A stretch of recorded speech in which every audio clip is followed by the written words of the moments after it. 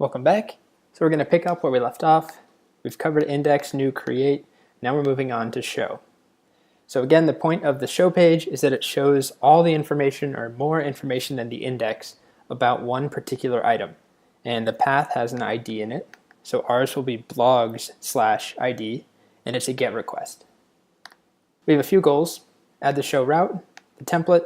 Then we want to have links so that on the index page, we can have a button that says read more, and that will take us to the show page. And then we want to style the show template just a little bit. Let's get started by defining the route. So after our create, we'll add in another comment. And this needs to be an app.get/blogs/:ID. Request and response. And save. And we can do a simple res.send show page to start. And just make sure that this works. So restart the server. And we can go to blog/anything. And we'll see show page. Of course, the IDs will be long mongoose IDs that look like that. And we won't be typing those, but we'll be clicking links to see them. So let's do that now. Let's go back and add a link to the show page on the index so that we can have a button that says read more right here next to the post itself. That will take us to the show page. So in our index template, if we open it up inside of views, first thing that we'll do is just after the blog body, add an anchor tag, and we'll just say read more. And the href is going to be /blogs, but that ID is a variable for each blog. So we need EJS, and that needs to be blog._ID. We'll save, restart. We now have a link, and if we click on it, watch the URL, blog/563 blah blah blah. Same thing here with a different ID. All right, so now we need to fill in the logic in the route, which is supposed to take this ID, find the corresponding blog, and then render the show template. Let's begin by finding the correct blog inside that show route. So the mongoose method that we use is blog.findById, and that takes two arguments, the ID and the callback. So the ID is right here, request.params.id, and our callback is right there. We'll have an error, and then we'll call it found blog. There we go. We'll check for the error again, if error, and let's just do something simple. We'll do a redirect back to the index page. Eventually, I'll be showing you much nicer error handling where we can show a message that says blog not found, or I'm sorry, can't find that blog, and it'll take you back to the page you were just on. But for now, we'll just always go back to /blogs. But there shouldn't be anything that causes an error unless our database is completely shut off or something. So this really doesn't matter for us at this point. Else res.render the show template, and we need to pass in found blog, and we'll just call it blog. So found blog inside the template will be called blog. Now we need that show template. So let's make that now. Touch, views, show.ejs. Open that up. And in here, I'm going to start by actually copying what I have in new, which is a form, and we don't want any of that. But what we do want is some of this basic stuff like the header, UI main text, container segment. We'll keep that for now. But inside of it, instead of huge header, let's add in the title of the post. And the title should be blog.title. Let's save that, and let's see if it works. So again, blog is whatever we found inside of the show route right here. We looked for it with the ID, blog.findById. If we find it, if there's no error, pass found blog through under the name blog to the show template. In the show template, we're using blog. All right, moment of truth. Let's click one of these links. There we go, first post. So if I click on this one, we should see my new dog. And we do. Great. So we have the basics, the hard part really done. Now it's just a matter of displaying the information that we want to display. So we'll go back and we'll definitely want to display the image. We'll want to display the content as well. So I'll steal some of that from the index. We already have all of this written out and we'll just style it a little bit differently here. There we go. We'll just start with this, but we will be making this look nicer. But let's see what we get. If we refresh, there's our post. Here's our show page. One thing that is worth noting is that this currently doesn't show anything that we don't see on the index. And that's because our index shows everything. What most blogs do is that they show part of the post. So if we had a 10,000 line blog post, we don't want it to take up 10,000 lines here. Rather, we might have a preview of a paragraph or so, and then you click on read more. And we'll do that in just a moment, but let's start by styling this a little bit. So the first thing that we have is our main text container. We have our huge header, and then inside of that, I'm going to add another div where we're going to put everything. Inside of that div, I'm going to give it a class equal to UI top attached segment. What segment does is it puts a little border around things. I'll show you what it looks like.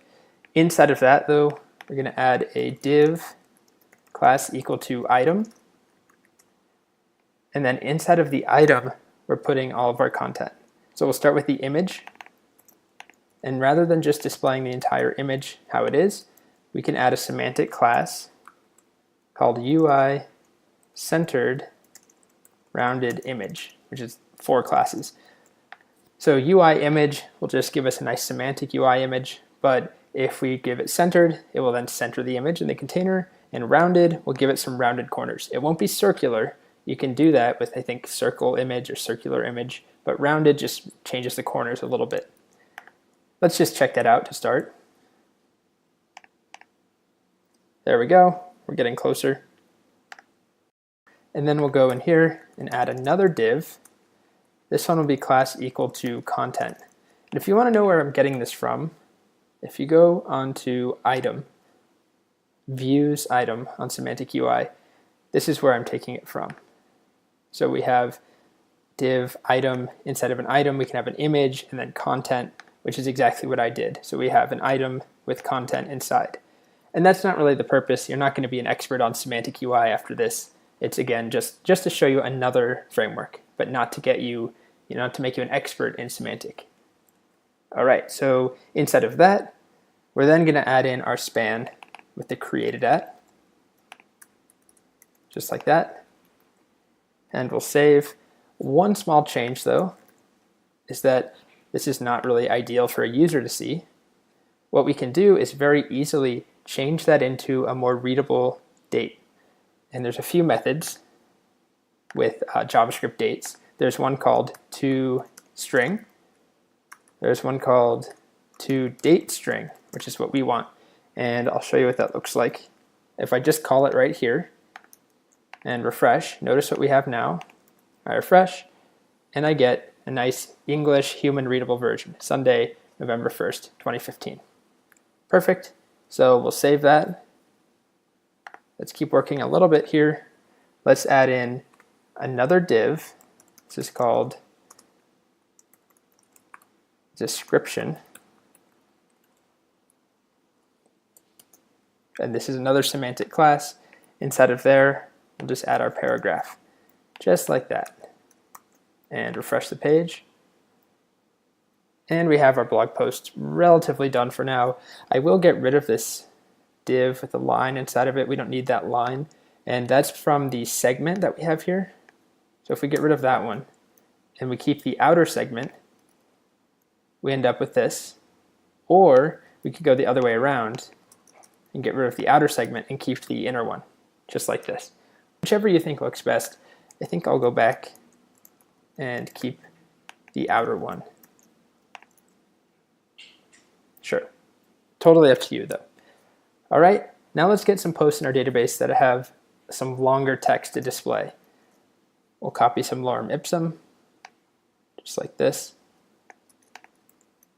And if we go back, new post, this time I have a different image URL. It'll be a surprise. And I'll just call this new post with longer text. Terrible title. Submit. And we get this gigantic image here because we're not styling it. And then we get a lot of text. So obviously we don't want all of this text on the index page, so we'll work on that. And if I click on read more, I now get my nice blog post here. But notice that everything is condensed. We don't have those paragraph lines that we wanted. We can't add breaks in between. So to make this a little bit of a better, more usable blog, we should let users enter HTML, which you probably have seen if you've ever blogged before, some variant of HTML, something like WordPress, or if you've used something like Medium, you don't write HTML yourself, but you can make things bolded, you can include images, you can include paragraphs, italicized text. Well, if we do that now, if we try and make a new post, I'll keep the same image again, and let's steal that lorem ipsum again, just part of this. Let's do something obvious like a strong tag around some of this. So if it worked, we would see some bolded text, and submit. And I forgot a title, but that's okay. And you'll see that our content is displayed, but it's not run, it's not shown as HTML. And there's a good reason for that, which is that it's not always that safe to let users just enter their own HTML or their own code and just execute it. And you might be thinking, what's the worst that can happen? It's just HTML. Well, what can happen is that someone could actually enter a script tag and run JavaScript. So I'll show you that later. Right now, though, it's fine because we're not actually displaying the HTML. If we wanted to, it's a really simple change, one character actually. So that's the show template. And if we look at the show template, right now we're displaying blog.body. If I change this equal sign to a dash, what that will actually do is take whatever blog.body returns and evaluate that, run it as code rather than just displaying the string. So if I refresh the page, we now get our strong tag right there. And if I inspected it, you'd see it's an actual strong tag. So changing it from an equal sign to a dash is really powerful. It then actually evaluates the code. So if we do another post, same image, and this time we do a first paragraph and a closing paragraph, and then we duplicate that. And then let's get some lorem ipsum and just steal some of these lines. We'll just have two simple paragraphs. You'll see that we end up now, after our giant images, we end up with two paragraphs here, which is great because now a user can actually enter in content and specify the style. But here's a problem. So if I enter in something random here, I can do this, script, and I can just type some code in here. I'll just do something stupid like I hacked you. Sure, we'll leave it misspelled. And if I enter this now, this is HTML that's going to be run, and it's a script tag, which means this will be run as JavaScript. So when I go to that page now, I get that alert. Obviously, a single alert's not that bad, but you can probably imagine that things can escalate from there. There are ways of preventing that issue, of getting rid of any script tags. I'll show you how to do that at the end as an optional video in this series. It's called sanitizing our inputs. There's a package called Express Sanitizer that will do it for us. We just tell it to sanitize a property, which will just get rid of any script tags inside of it. We don't have to write that code.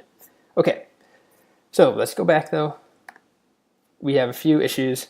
One, these images, yes, we'll get back to styling these, but let's start by truncating these posts so we don't see all of this content on the index page. Let's leave it to the first 100 characters and then put an ellipsis afterwards.